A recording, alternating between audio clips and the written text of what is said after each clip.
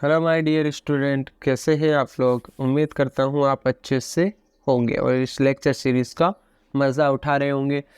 हमारा next question आ रहा है कि अगर आपके परिवार में कोई सदस्य अति अम्लता से पीड़ित है तो कौन सा उपचार सुझाएंगे।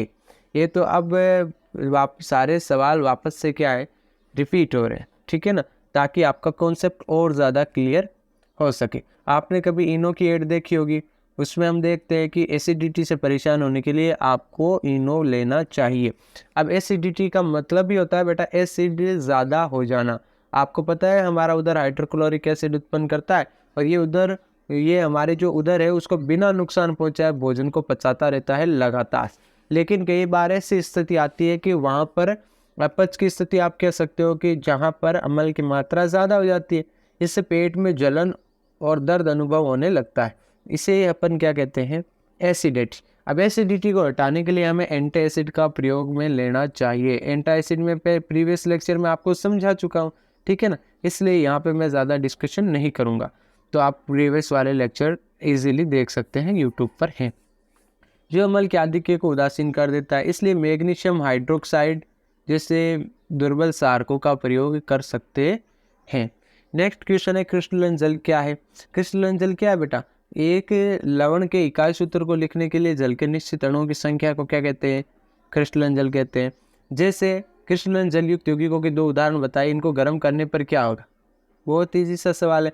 एक मैंने बताया था ये है नीला तोता, ठीक है, नीले कलर का होता है। एक मैंने बताया था धोने का सोडा। अब ये पूछ रहा है, ये तो हो गए 2 क्रिस्टलन जलयुक्त यौगिक। अब कह रहा है इनको गर्म करने पर क्या होगा। ऑब्वियस सी बात है, गर्म करने पर जल वाष्प बन के उड़ जाएगा। यानी अगर ये पहले नीले रंग का है तो फिर सफ़ेद रंग का हो जाएगा। और दोबारा आप इसको बनाना चाहते हो तो इसमें जल डाल दीजिए, जिससे ये वापस आपका फॉर्मूला बनकर तैयार हो जाएगा।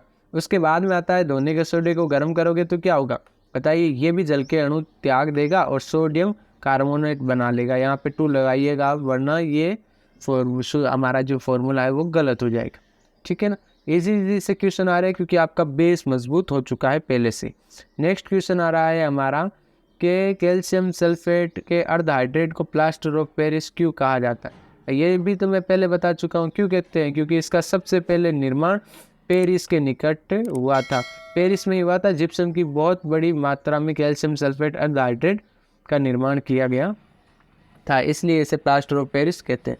क्यों कहते हैं, क्योंकि प्राचीन समय में पेरिस में जिप्सम से पहली बार प्लास्टर ऑफ पेरिस बनाया गया था, इसलिए उसको क्या कहते हैं बेटा, प्लास्टर ऑफ पेरिस। सिंपल एक आंसर है, क्योंकि पेरिस में बना था। हाइड्रोजन आयन की सांद्रता ज्ञात करने में प्रयुक्त स्केल का नाम बताइए, कौन सा नाम है, पीएच स्केल।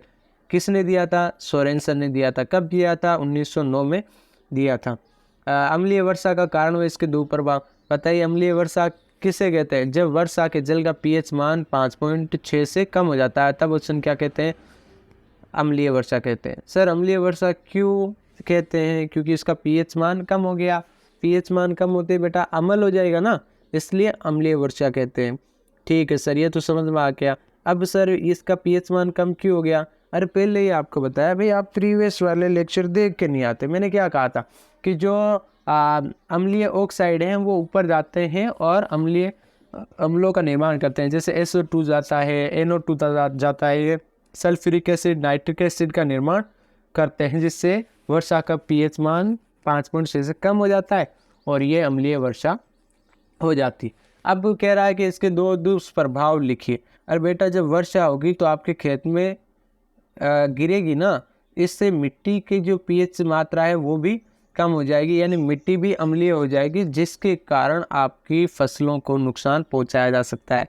दूसरा बेटा, जब अम्लीय वर्षा होगी तो नदियों में जाएगा पानी, नदियों में जाएगा तो नदी के जल का भी पीएच मान कम हो जाएगा।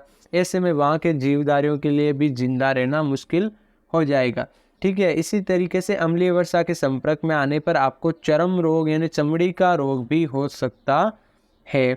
चलिए नेक्स्ट क्वेश्चन की तरफ चलते हैं। खनिज नमक किसे कहते हैं, ये साधारण नमक से किस प्रकार अलग है। खनिज नमक आप थोड़ा सा ध्यान रखना, बहुत इजी है। खनिज नमक में क्या होता है, ठोस लवणों का निक्षेप पाया जाता है, इन्हें अपन खनिज लवण कहते हैं। ये बड़े आकार के क्रिस्टल होते हैं और प्राय इनमें अपद्रव्यों के कारण भूरे रंग के होते हैं, यानी इनमें आप थोड़ी सी इनकी गंदगी लगी रहती है, जिनके कारण ये भूरे रंग के होते हैं, इसलिए हम इन्हें कहते हैं खनिज नमक, क्योंकि ये ज़मीन से निकाले जाते हैं, इसलिए आप इनको खनिज नमक कह सकते हो, ठीक है ना। लेकिन आप जो हम खाते हैं जो सोडियम क्लोराइड है, इनमें अपद्रव्यों का थोड़ा सा क्या है, अभाव है, इसलिए ये किस रंग का होता है, सफ़ेद रंग का होता है। जबकि खनिज नमक में अपद्रव्य पाए जाते हैं, इसलिए ये क्रिस्टल, इनके क्रिस्टल भूरे रंग के होते हैं। आप अगर सवाल को समझोगे तो पहला पूछा खनिज नमक किसे कहते हैं, तो अगर आप SST पढ़ रहे हो लगातार तो आपको पता होगा कि खनिज किसे कहते हैं, ठीक है। जमीन जो धरती से खोद कर निकाले गए पदार्थों को खनिज कहते हैं, ठीक है ना। अब ये खनिज, इसका मतलब विश्व के कई भागों में ये धरती से निकाला जाएगा, और हमारा जो ये साधारण नमक होता है ये समुद्री नमक होता है, ठीक है। अब क्योंकि ये धरती से निकाला जा रहा है, इसलिए इनके जो क्रिस्टल तो बड़े हैं ही, साथ साथ में इनमें थोड़ी बहुत गंदगी भी आती है, जिन्हें अपन कहते हैं गैंग। इनके कारण, इस गंदगी के कारण ये होते हैं भूरे रंग के, ठीक है।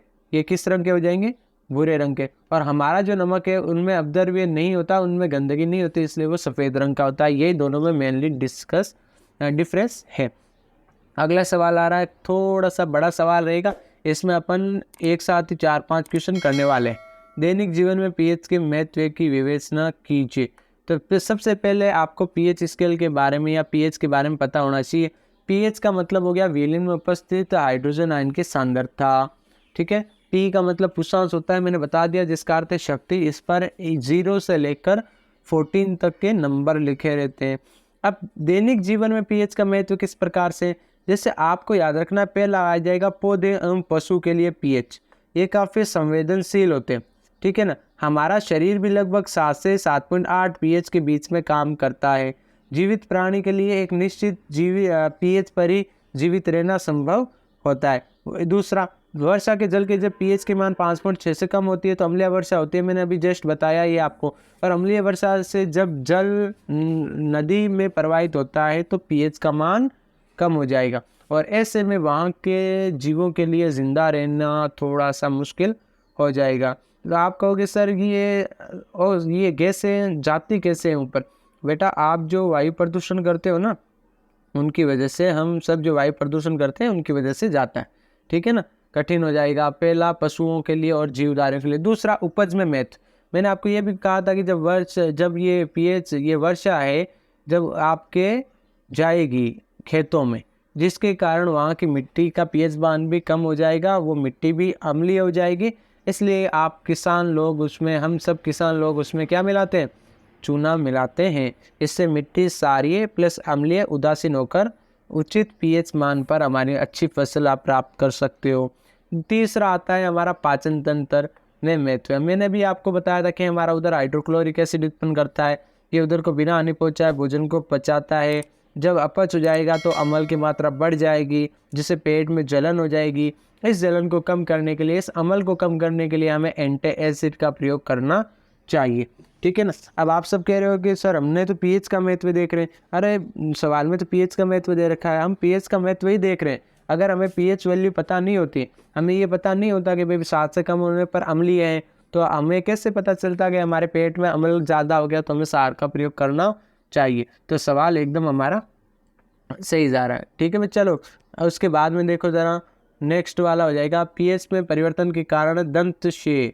ये आपको मैंने अभी जस्ट बता दिया कि मुंह के पीएच का मान जो होता है वो 5.5 से कम होने पर आपके दांत खराब होने शुरू हो जाते हैं, ठीक है। उन दांतों का जो इनोमेल है वो कैल्शियम फॉस्फेट से बना ही होता है, शरीर का सबसे कठोर पदार्थ है ये पानी में नहीं घुलता, लेकिन याद रखना 5.5 से कम होने पर इनमें खराबी आनी शुरू हो जाती है। और ये मैं बार बार बता रहा हूँ आपको, क्यों होता है। अरे आप भोजन के बाद मुंह की सफाई किया करो यार, मुंह की सफाई करो। बैक्टीरिया अगर तो आपकी जो मुंह की सफाई रहेगी तो वहाँ बैक्टीरिया अम्लीय मात्रा को ज़्यादा बढ़ा नहीं पाएंगे, इसलिए आपको क्षारीय दंत मंजन का प्रयोग भी करना चाहिए। उसके बाद में आता है पशु या फिर जो जानवर है दूसरे, वो भी क्या करते हैं, अम्लीय माध्यम में काम करना पसंद करते हैं। जैसे आप समझ सकते हो, ठीक है ना। जैसे मान लो कि नेटल का पौधा आपको मैंने बताया था, मधुमक्खी का छत्ता बता दिया था, नेटल का पौधा बता दिया था। ये सारे डंक के साथ में क्या करते हैं, एक अम्ल का श्रावण करते हैं। वहाँ पे आपको क्षारकों का प्रयोग करना चाहिए, ठीक है ना। इसलिए आप इनको थोड़ा सा ध्यान रख लेना। ये सारी चीज़ें मैं आपको पहले ही बता रहा हूँ, इसलिए ज़्यादा मैं इन पर फोकस नहीं दे रहा हूँ। ठीक है ना। आई होप आपको ये लेक्चर समझ में आया होगा। आज के लिए बस इतना ही। Signing off.